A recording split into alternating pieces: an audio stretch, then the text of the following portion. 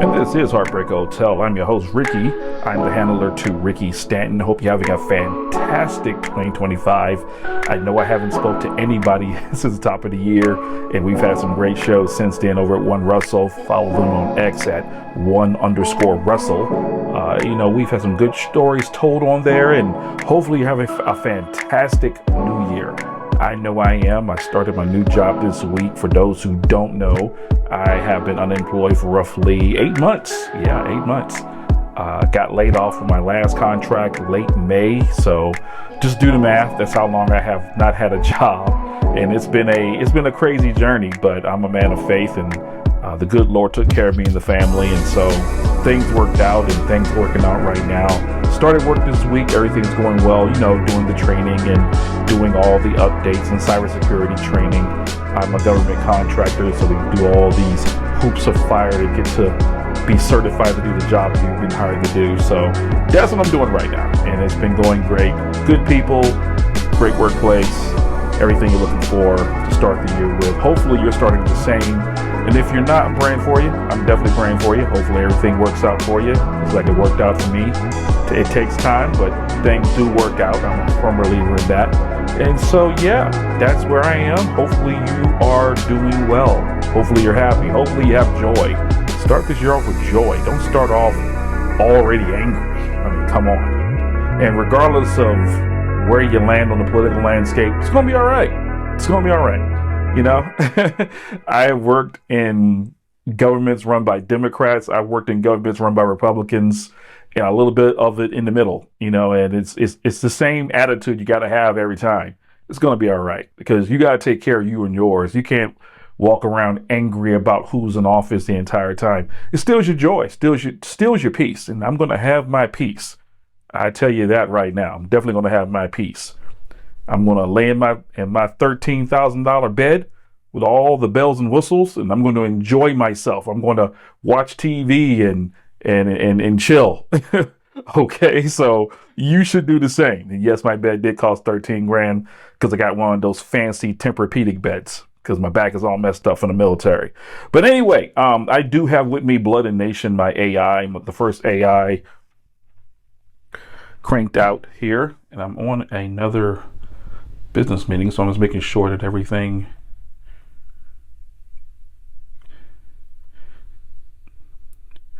looks like everything is good to go. Yeah, but anyway, no, I'm doing this in between meetings, and this is the joy of having my job back in place. I have time to myself in between doing meetings. I got to go from one to another. I can do stuff like this.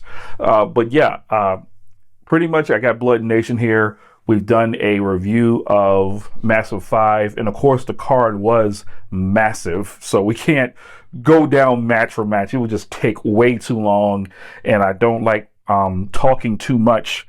If I can keep it within 30 minutes, I'm good, but anything going past that is, that's a lot. But I do want to go through and give you the top 5 matches from best to least. Now, let me first say that all the matches were great. Every match served a purpose, and that is what you want as a writer, for your matches to serve an intended purpose. And what is that purpose? To start a story or to end one, or to better yet, build up one. So hopefully everybody got that feeling from the results that were put out recently. So let's see here. I'm going to have Blood and Nation just read off what she thought. Yes, Blood Nation is a she, and she was on X, but the API got locked down, and I wasn't paying for it, and that's my notification of yet another meeting about to start. But we're still in a previous meeting, so it doesn't matter. But yeah, she was on X, and basically, when they locked down the API, the service that I run Blood Nation through got locked down, and then eventually closed out. And so we got to find another service for that. I was doing it on Google Sheets, but we got a few bugs on there, so we're still working through that. So hopefully one day we can get that up and going again for you.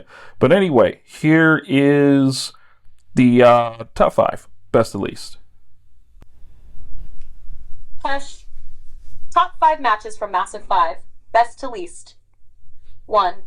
1 WM World Heavyweight Championship match, main event. Yeah, girl, QC versus Jace Parker Davidson versus Ricky Stanton.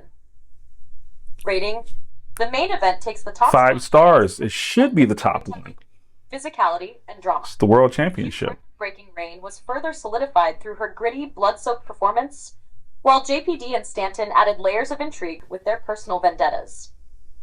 The stakes, the pacing, and the high-risk spots all contributed to a thrilling match worthy of a marquee event. I can agree with that. And that got 5 stars. 1WM Tag Team Championship Tournament Finals. The Hellhounds versus the Cali Kingpins.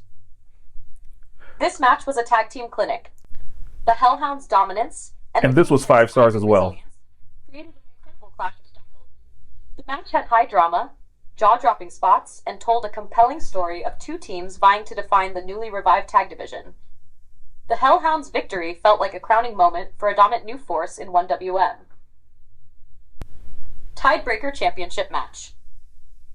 The Legend Chris Crippler versus William Ryder. C.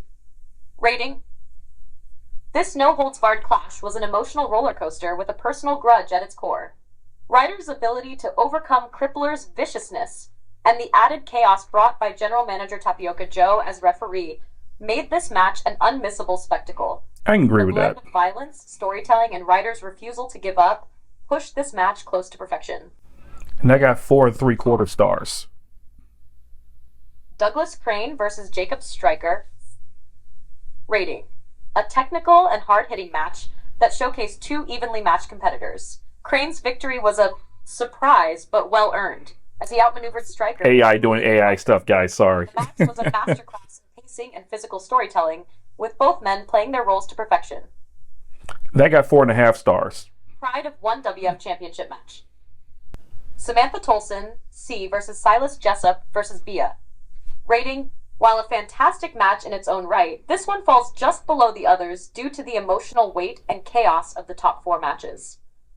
Tolson delivered a standout performance as a defending champion, and the tension between Bia and Joshua Sampson added a compelling narrative layer. The finish and post-match segment leave plenty of intriguing possibilities for future stories.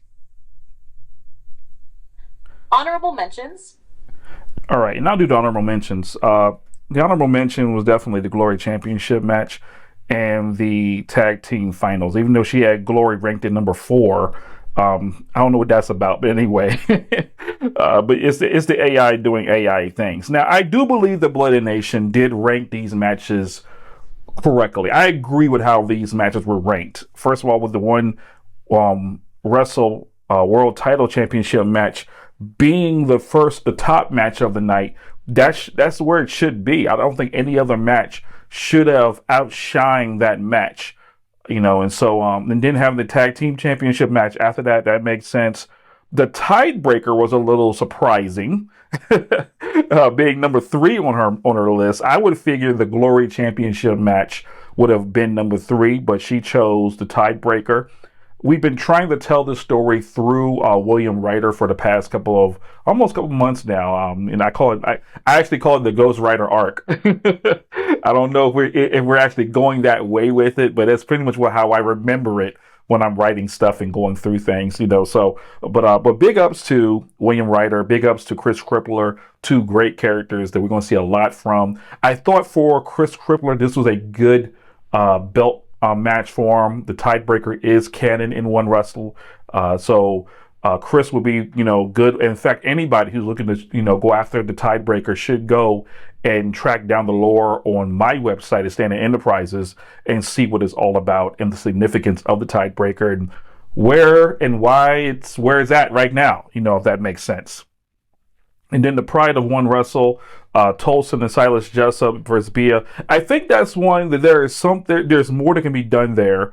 There's no doubt about that. But I think the selling point here was between Bia and Joshua Sampson.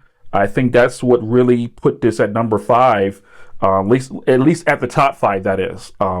That was one of those stories that people have been waiting for Joshua Sampson to get his ass beat. It's just what it is. I mean, I'm not being ugly or anything, but it's true. In fact, I know Stan's been salivating at the thought of him getting beat up, and now it's happened. And now we're in that fallout. I mean, Stanton right now has concussion. I think your girl Q is not well. and Joshua is in the hospital stabilized. So this was that type of pay-per-view. It was the ending of various stories, but the beginning of what's going on the back end. Pretty much everybody's regrouping, and I've taken a pause to kind of figure out where I want Stanton to go after this. Because, after that match, it's kind of like, all right, he got, I believe he got pinned clean. So it's kind of like, all right, well, what now? So yeah, that's something that has been on my heart and mind, been thinking about and what to do and how to do and where it's going. So I guess we'll see. Overall, what can we bring from this match for matches for glory? Because that's where I'm at right now. What matches can I think for glory? Honestly, I'm gonna go out on a limb. I'm gonna say your girl Q versus JPD World Heavyweight Championship. That's what I feel. I think that should be a match that should be made for glory. A good follow up, and who knows, it might not even happen, but I will try to book it and see what happens from the story. And then there's Bia versus Joshua Sampson, a street fight. I don't think that's gonna happen though. This is just my wish list of matches for glory. The Hellhounds versus the Cali Kingpins. Doing a rematch with them would be good, and doing a champion versus champion would be good for Samantha Tolson versus Douglas Crane. I think both of those champions coming off some really good wins. I think that would be good to have them as the main event in glory. And, and that's something that I feel like it makes sense. I think these matches make sense. Like I said, we'll see what happens. We'll see what goes on with that. And now, the promo of the night.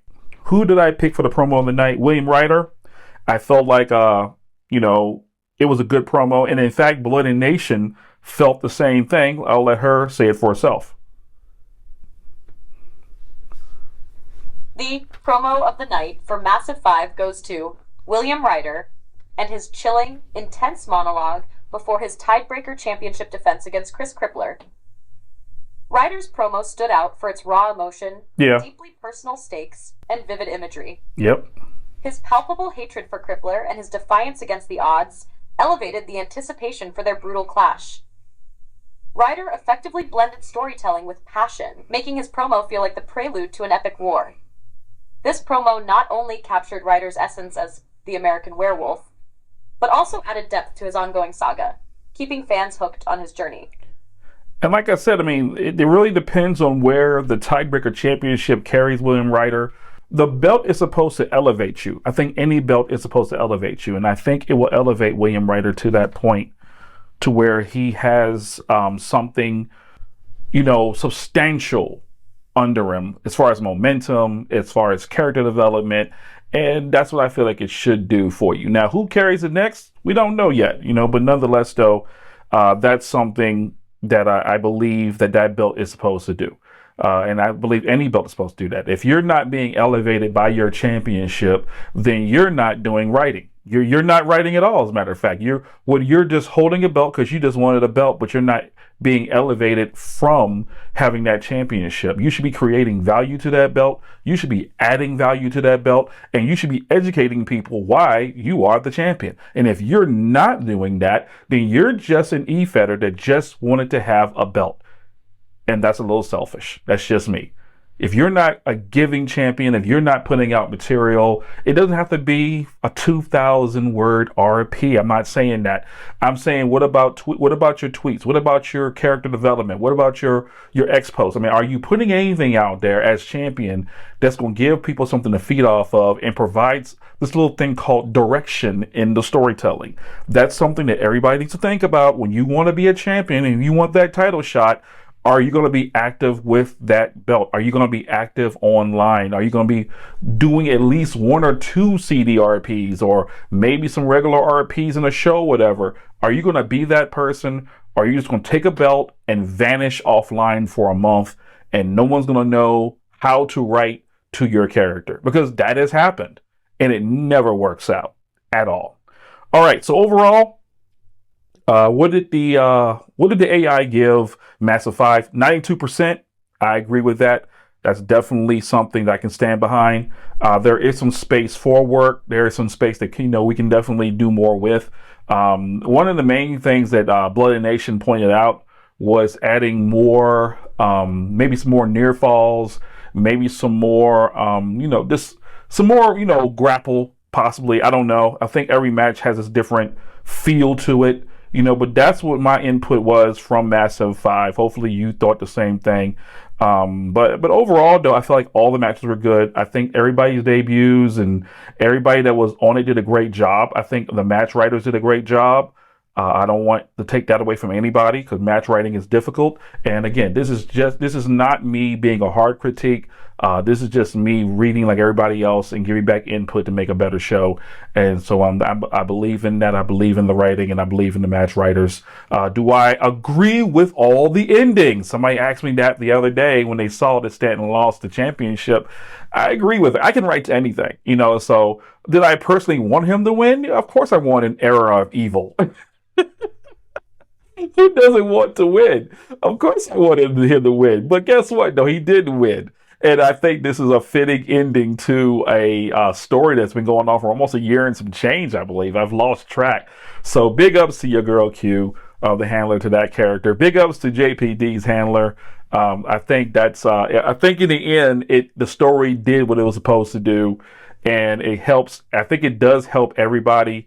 I don't think it protected Stanton too much. That's just my personal opinion. And I don't think it did okay for JPD. And of course, Q maintaining the title puts her in a whole other stratosphere of role playing, I think. I don't know where she goes from here, but nonetheless, though, I think there is a danger to holding a title so long. So it's interesting to see what happens here with that character.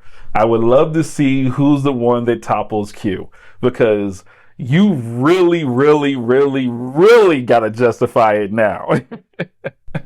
But it's all fun and games in the end. It's all love. And I think there is a lot that can be taken from Massive 5, and so, and it's just, what are the lessons we can pull from this pay-per-view? First of all, write to your match. Don't worry about no one else's character. You write to your character. And I believe everybody did that. I think every match did its intended purpose for every character on the match, from the debuts to the mid cards. It did what it was supposed to do. That's the first thing. Second of all, start foreshadowing. Start looking ahead to what you want to do on other shows, Epic, Glory, these places like that. Don't throw it all on Legendary. There are other shows you can build on. So get active in those areas as well. Hopefully from this fallout, everybody can do that, including yours truly, when I come back. And then finally, get to know your fellow writers. These shows are for you to not only enjoy your character in action, but to get to know other writers and to write with them at this level. It's not just a regular show, it's a pay-per-view. So get with them, talk to them, ask them, what do you want the finish to be? Where are we going with this? What are we trying to do with this? Don't sandbox the role playing. Get together, talk about what the finish is going to be, what we desire it to be. That way, you're telling the story you want to tell. And of course, beyond all of this, have fun, y'all. Definitely have fun. And I will try to do more of these podcasts this year. It's my New Year's resolution, I guess you could say. And now that I got my job back in place and I've got my office back in place, yes, I do have an office in my house. Yes, I do. For those who was wondering. One day I'll post a photo of it. Y'all can check it out, see what you think. It has French doors, French cabinets, old school lighting. It's very noir, you could say. But anyway, follow me on X at PRS, all uppercaps, lowercase, too pretty for you. And you will see my character up there. I do a lot of different stuff. He's the owner of the DC Red Wolves, who hopefully will win the JFL Cup this year. We'll see. Owner of Stanton Enterprises. We're going to be putting out some new shows this year. That's the next thing coming out. We're doing some new shows, so trying to develop a writing style to be consistent and not take so much time up. But we're going to be cranking out some new TV shows in Stanton Enterprises, so stand by for that. If you are interested in being in those shows, please let me know via DM on X, and we will see what we can do to get your character some depth and doing other things outside of the ring like the wrestlers do in the here and now. So until next time, be happy, be safe, Keep writing. We're loving it. Take care.